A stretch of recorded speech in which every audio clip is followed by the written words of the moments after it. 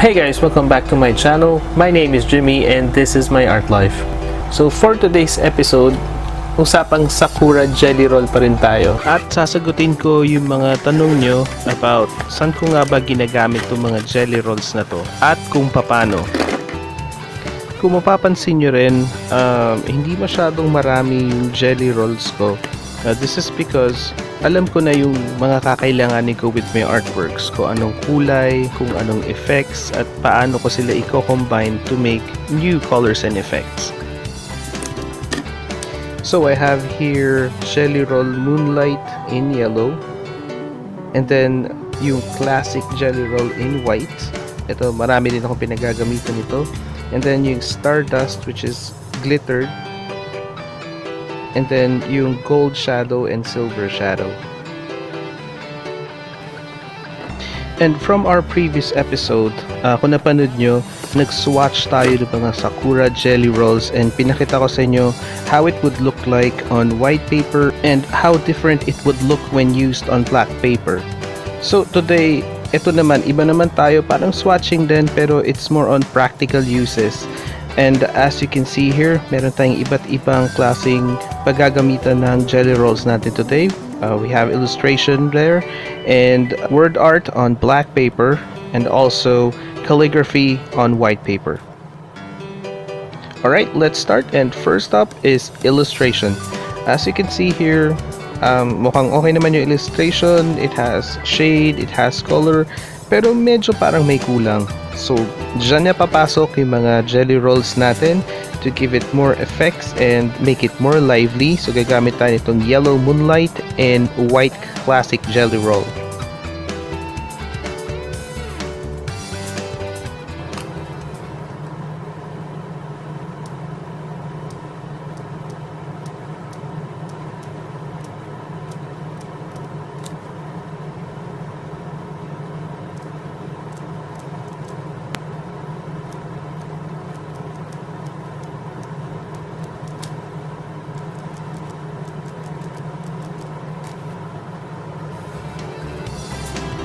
Alright, so now that we're done putting effects dun sa mata, lalagyan naman natin ngayon ng highlights yung eyes pa rin ng character natin. And as you can see, the more we put highlights on it, the more lively it gets. And kung naobserbahan nyo sa anime talaga, expressive yung eyes and there's a lot of highlights going on. So hindi lang sa mata yung highlights, we can also put highlights sa face. And it makes it more three-dimensional. Parang mas nakaangat siya. Even with the hair, if you put highlights dun sa hair, it completes our illustration really. And it gives that more anime look.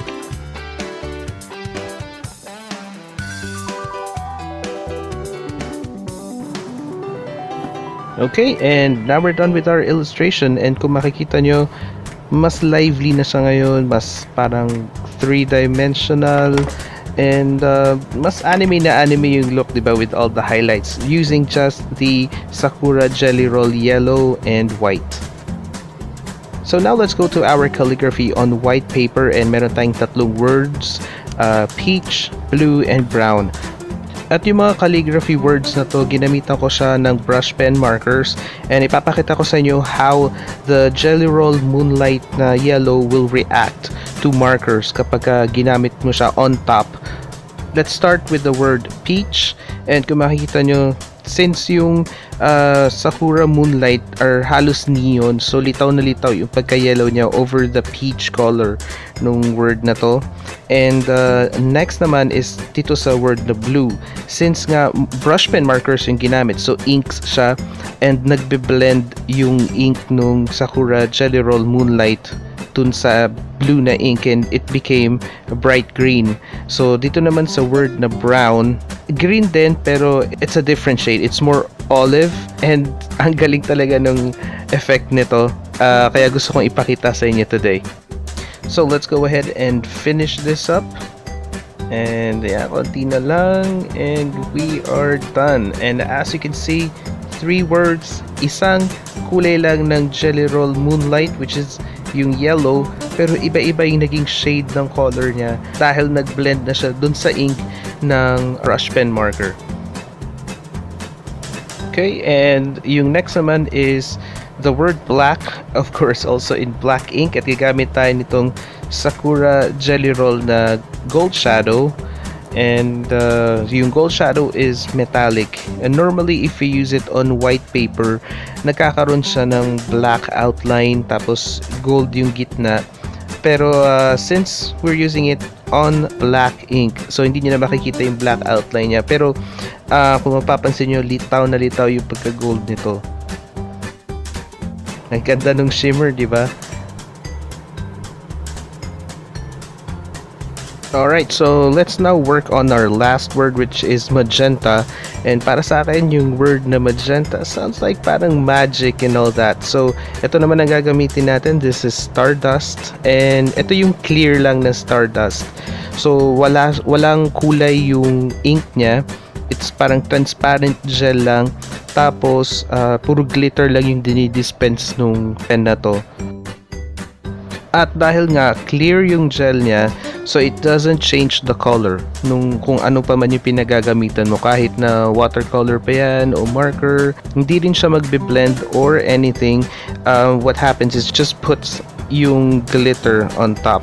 So kung makikita nyo to at a certain angle na hindi nagsashine yung glitters, the color is still magenta, nothing changed. Pero if you like tilt it to a different angle, doon nyo na makikita yung sobrang shiny, sobrang glittery na effect nung pen na to. And dito sobrang tuwang-tuwa sa kanya when I put effects on calligraphy, and it makes it really look so special. And I don't know if you agree with me, pero di ba sobrang satisfying siya panoorin how it glitters and then mawawala yung glitter at a certain angle. And alright, so ngayon naman punta tayo sa mga word art natin on black paper. And dito naman ginamit ko are paint pen markers tsaka metallic markers. So hindi na dito magbe-blend yung mga Sakura jelly rolls natin kasi permanent yung ink nito. And again, as kung makikita nyo at kung mapapansin nyo, yung jelly roll na naman na moonlight ni yellow yung ginamit ko. So ang dami talaga niyang uses for me. And of course, since nasa black paper and yung word na pink is metallic marker yung ginamit ko, and yung ink nito is permanent, so litaw na litaw yung yellow na ink nung moonlight. Okay, so this time gagamit pa tayo ng isa pang jelly roll.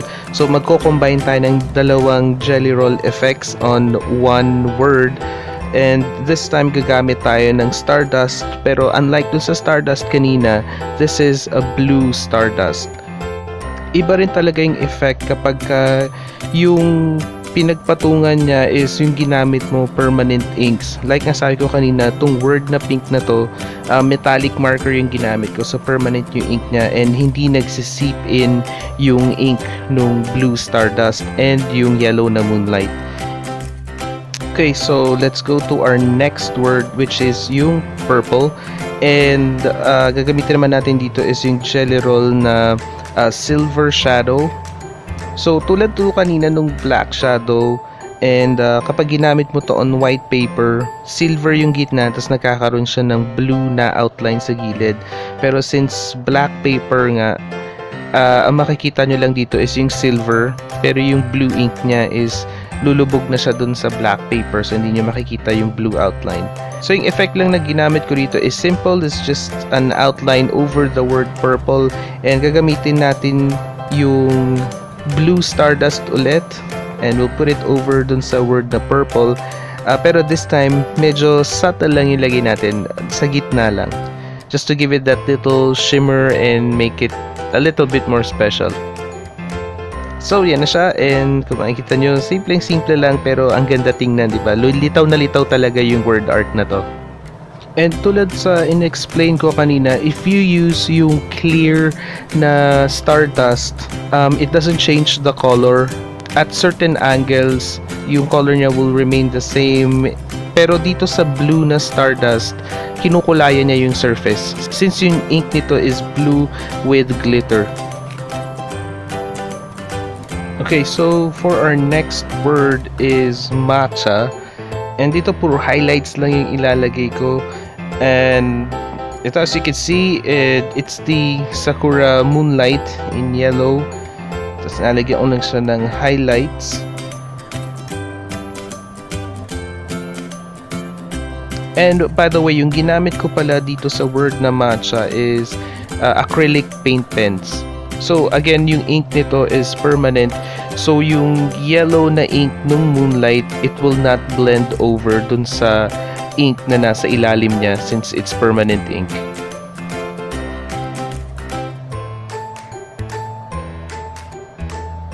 Okay, so ngayon naman yung classic white na jelly roll yung gagamitin ko, and lalagay lang tayo ng parang shine.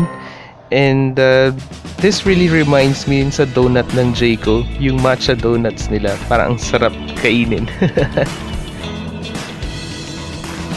And for our last word for today is yung lavender, at gagamit tayo nitong Stardust again in clear. At sobrang simple lang yung gagawin kong effect dito sa word na lavender. Lalagyan ko lang siya ng outline, pero unlike dun sa pag-outline ko sa word na purple kanina, ito nakadikit siya dun sa outline ng mismong word. Kung mapapansin nyo kasi kanina dun sa word na purple, meron pang gap yung silver na outline dun sa edge nung word na purple. So para siyang may outline pang black before yung outline na silver. And this time dito sa word na lavender, nakadikit lang yung outline na stardust or yung glitter. And as you can see, simple lang pero ang ganda ng effect. Sobrang satisfying panoorin mag-glitter siya over dun sa word. Alright, and that's it. Tapos na tayo for today's video. And ngayon, alam niyo na kung saan ko ginagamit yung mga jelly rolls ko at kung paano. And sana nakatulong yung mga tips at pag-blend ko with the inks and also pag-combine ng mga effects. And if you do find it useful, please click on that like button. And also don't forget to subscribe kung hindi pa, okay? So guys, this is a wrap, and magkita-kita tayo ulit on our next project. I'll see you then. Bye.